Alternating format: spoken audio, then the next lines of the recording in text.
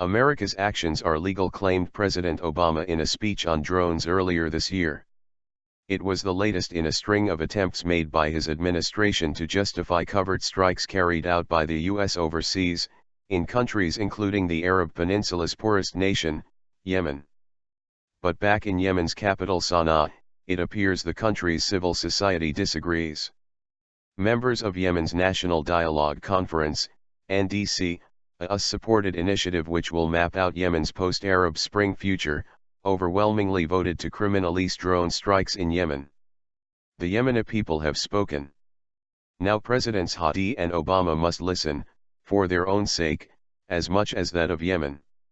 While it is clear that no leader may lawfully authorize another sovereign to slaughter his own people, the decision to criminalise drone strikes sends a clear warning message to Hadi: if the current practice is to continue, it may well lead to a criminal prosecution. But it is not only the threat of a jail cell that should focus the Yemeni president's mind. Through his unconditional consent to the use of drones in his country, President Hadi has already alienated many of his supporters, especially those, like him, from the south, which bear the brunt of the strikes. Moreover, Hadi, like his U.S. counterpart, is concerned about his legacy. As Yemen's first post-revolutionary president, the coming few months will test Hadi's commitment to a stable Yemen through the NDC. In a meeting this week with John Kerry, the U.S. Secretary of State, Hadi stated that he hoped that the dialogue will lead Yemen into security and stability. The members of the NDC are certainly working to achieve this end. Criminalising drone strikes is an essential step towards a stable Yemen.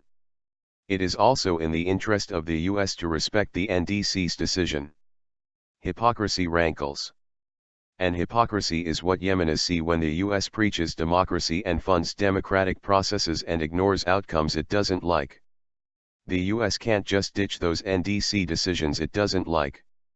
Obama has argued that he is acting to safeguard America's national security interests. Yet the truth of the matter is that drones are counterproductive.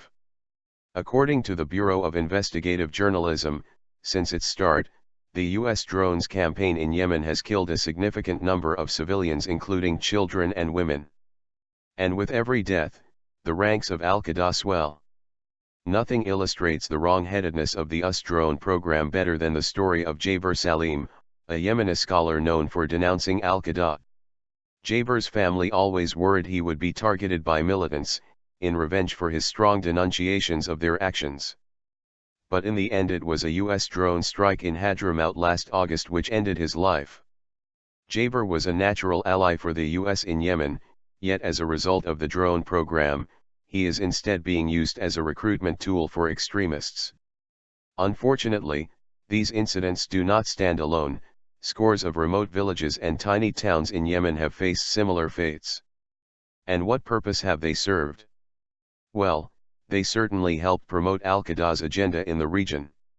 How many times have we heard of drone victims being used as a propaganda tool for extremists? Plenty. Obama is now achieving the complete opposite of what he wanted. Some militants may have died through these strikes, but the U.S. is losing the long battle for hearts and minds. The US support for the NDC is a renewed means of reassuring the people of Yemen about America's goodwill. But really, for the process to have any meaningful outcome, its decisions must be respected.